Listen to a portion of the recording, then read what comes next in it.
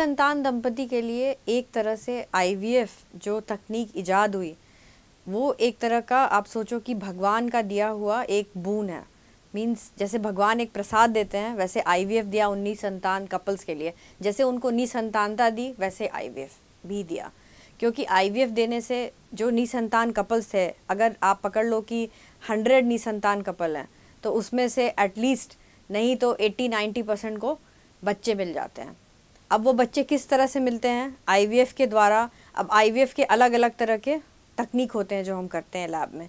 Means IVF हम करते हैं खुद के अंडों से करते हैं, खुद के शुक्राणु से करते हैं।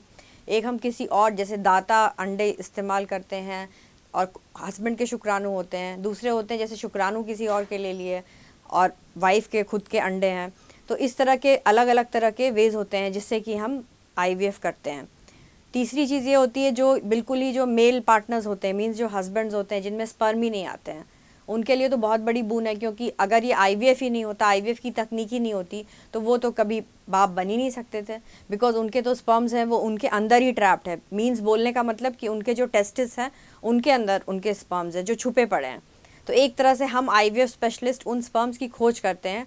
खोज कर करके उन जो कपल्स होते हैं उनको हम संतान प्राप्ति की सुख देते हैं। तो आईवीएफ तो एक तरह से बहुत बड़ा बून है। उससे बहुत सारे कपल्स हैं जो कि मातृत्व और पितृत्व का सुख भोग सकते हैं और वो सुख भोग रहे हैं, इतने सारे लोग हैं। आईवीएफ की जो सक्सेस रेट है वो बहुत हद तक आपकी मतलब बेसिकली स्किल पे डिपेंड करती है। जिस डॉक्टर से आप करा रहे हैं उनका एक्सपर्टीज़, जो एम्ब्रोलॉजिस्ट हैं उनका स्किल, मतलब वो किस तरह से मतलब कितनी ज़्यादा वो काम कर रहे हैं और उनमें कितनी क्षमता है उस काम को करने की।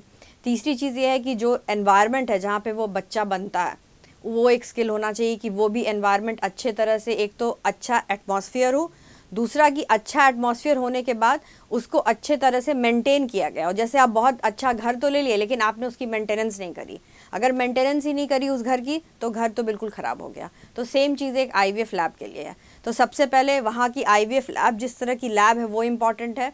उसको मेंटेन करने वाले लोग, उनकी स्किल, उनकी तकनीकी क्षमता, जो डॉक्टर हैं और जो एम्ब्रोलॉजिस्ट हैं उनकी। चौथी चीज़ अब आती है कि जो हम जो स्पेस है उसको तो हमने बना लिया, अब क्या है हमें डालना किस में है? तो डालने के लिए क्या है, वो फीमेल है, फीमेल का वूम यानी कि उसका जो गर्भाशय है वो कैसा है, जिस एटमॉस्फेयर में बच्चा पलेगा। गर्भाशय क्या होता है? गर्भाशय वो स्पेस है जहाँ की बच्चा एक ग्रो करता है, उसका घर है उस 9 महीने के लिए। तो उसकी क्षमता कैसी है वो हमें असेस करना बहुत ज़रूरी है एज डॉक्टर्स।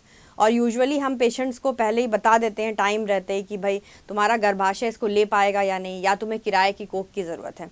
तीसरा ये है कि गर्भाशय के अंदर जाने वाली चीज़ें क्या हैं, जैसे कि जो अंडा है और जो शुक्राणु है जो मिल के अंदर गर्भाशय में बच्चा बना के अंदर जाएगा, तो उसकी क्या क्वालिटी है।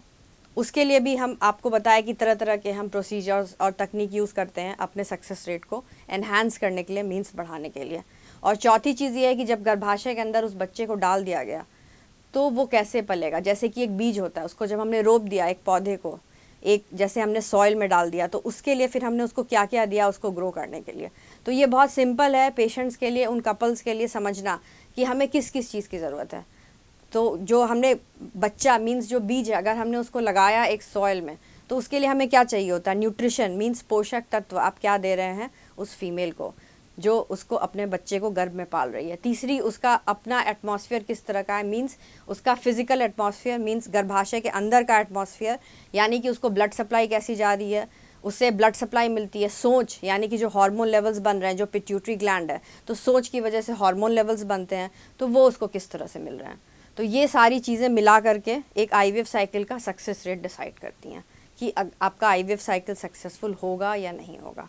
तो ये सब चीज़ें अगर आप सोच के चलें आगे तो ऑब्वियसली आपको पेरेंटहुड का, जिसको बोलते हैं कि माँ बाप बनने की सुख ज़रूर हासिल होगी।